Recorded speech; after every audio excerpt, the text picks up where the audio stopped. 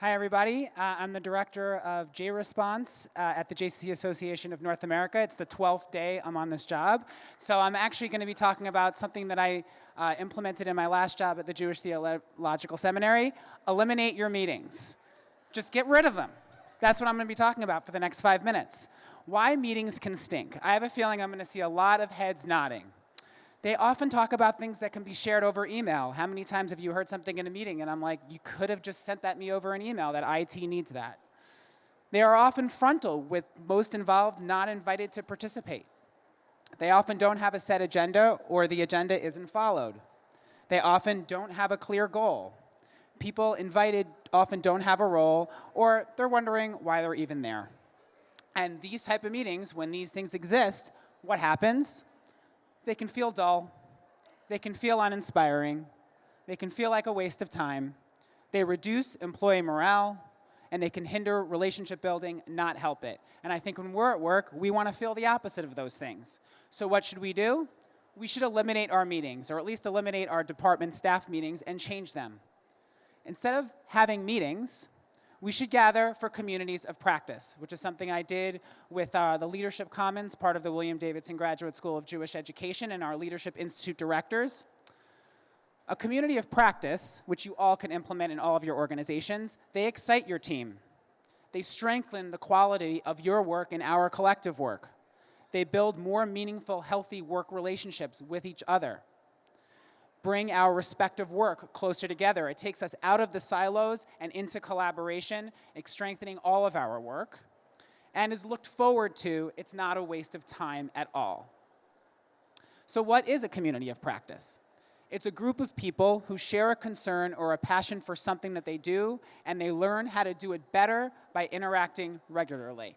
So how do you implement a community of practice in your work and in your team? What does it look like in action?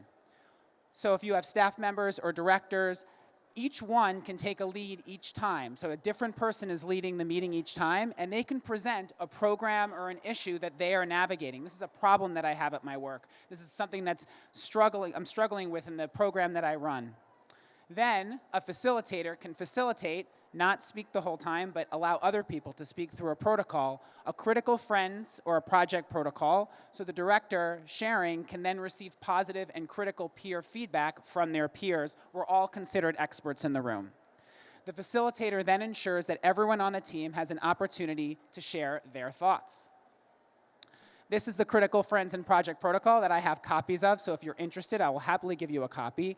But it allows the presenter to share their dilemma, and then as our peers in the meeting, in the community of practice, we ask clarifying questions and then probing questions, and then allow time to talk about that issue without that person chiming in. So they can really just listen to the other experts in the room to hear how they can glean and learn from that conversation. And then we have opportunities to reflect on that conversation. How did that protocol go? How can we infuse it and strengthen it in the future? I have documents from when we did this at JTS, happy to share them with you.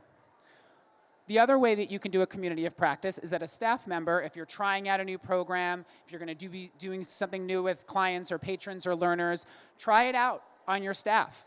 Do it as a dress rehearsal, and then have time to reflect on it so your peers can give you feedback, both positive and constructive, so you can strengthen that session when you do it live for real. So, what does eliminating meetings and switching to a community of practice help us address? We can build more effective work teams this way. We can have effective time management for your team. You'll be more efficient and you'll get more stuff done. You'll raise morale, strengthen productivity, and you'll reduce turnover. As some of you may know from me, you'll bless your workforce this way.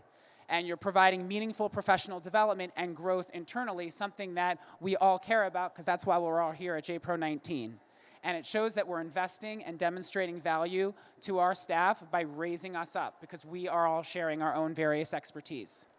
What's here is easy for you to steal. Eliminate technical or operational processes for meetings. If it's something that could be shared over email, share it over email, and then save the good stuff for in person. Don't call them meetings. Language matters. Call it a community of practice, because that's what it could be, and that's what it is.